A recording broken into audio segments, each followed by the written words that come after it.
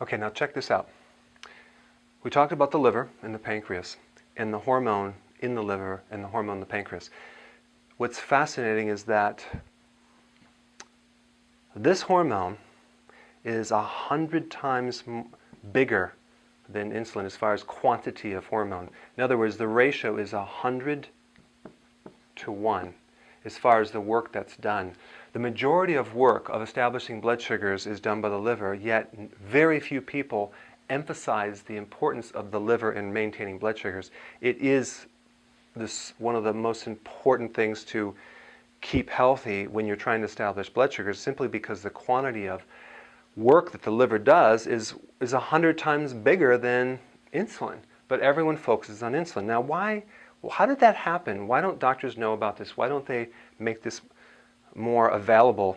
Because and I found this, I looked at the units that they measure this hormone in the liver. It's called IGF. The units are different than insulin. So in other words, they measure this hormone, what's called nanograms, and this hormone by micromoles. So they're completely apples and oranges. So you cannot see this 100 to 1 ratio. In other words, it's kind of like measuring metric versus inches, or Celsius versus Fahrenheit, or gallons versus ounces.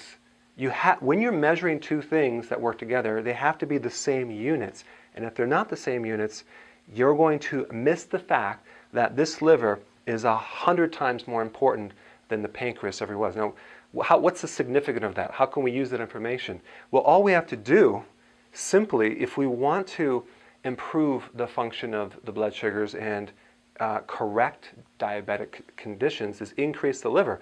If you just increase the liver by 20%, you take 80% of the stress away from the pancreas. You create a tremendous relief on that blood sugars. And so remember, the insulin cells that are actually exhausted are overworking because of all the sugar coming in there. So what we're trying to do is reduce the stress on that cell to salvage that. So the significance is all you have to do is improve the liver by a little bit to take a lot of pressure off this pancreas here, simply because this is where this needs to do its lion's share. And so that leads to what most people have is liver damage, but it won't show up on a blood test till later in life. So when you damage the liver by consuming too much alcohol, or too much cooked foods, or junk foods, or even not enough vegetables, because the way to repair the liver is through raw vegetables, and that is why I start everyone out on the liver enhancement in my book, chapter 10, because if you improve the liver function, you actually can help a lot of different problems. Also, age. Every decade you get older and you reach the age of 50, you lower this hormone called growth hormone. Now, some of you have heard that the relationship between growth hormone and anti-aging. Well, growth hormone is a major trigger for the liver to release this hormone right here that regulates blood sugars. So really, IGF, insulin-like growth factor, is an extension of growth hormone. They're both almost identical in function. So growth hormone does a lot for regulating blood sugars. So we want to keep this high. And so let's say you're not eating a lot of sugar.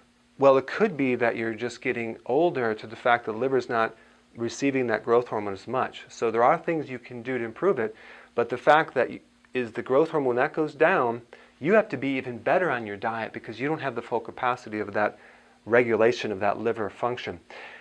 See, growth hormone does three things. It burns fat because it really mobilizes fat for the blood sugars. It also helps you, it's anti-aging, and it protects your proteins. So it's called a protein spare hormone. And what that means is that it prevents your protein from breaking down into sugar and used for fuel. Okay, so it protects your protein. What protein? Collagen.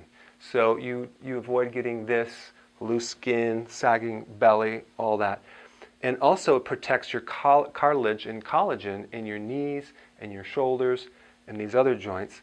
So it's a very important thing in protecting muscle protein breakdown that's occurring from the cortisol from the stress. Remember that cortisol hormone, which is very destructive on your cells when you go through a lot of stress, that will break down your muscle protein, especially in your thigh muscle and your legs. That's why you can't get your thigh muscles toned, because you have too much of this darn destructive cortisol and not enough of that. So we're trying to reverse this process. So how do we do it? Number one, intense exercise is very good, but that would be interval training. Very important to keep growth hormone up. And I'm talking like short little tiny workouts, maybe 30 seconds, resting for 3 minutes, back and forth every other day, versus the treadmill. That will actually enhance growth hormone. Unless you're really, really stressed and you're not sleeping, you're going to have to walk. But eventually you want to work up to interval training, okay? And then number two, sleeping. You need to sleep 7-8 hours to keep this growth hormone really high. And then the next thing is you need to get your liver healthy. You need to do the liver enhancement. You need to really protect your liver and improve it. And so what are the foods that will improve the liver? My favorite is, you guessed it, kale. Everything comes back to that kale, doesn't it? We've talked about that in every single video, and kale is one of the superfoods to heal and protect your liver, because the liver loves the bitter vegetables, and it's low sugar, and it has a lot of properties to restore liver function.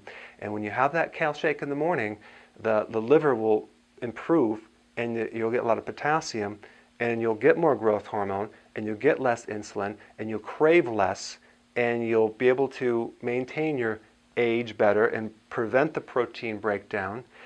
And I've had lots of people improve their blood sugars by taking kale.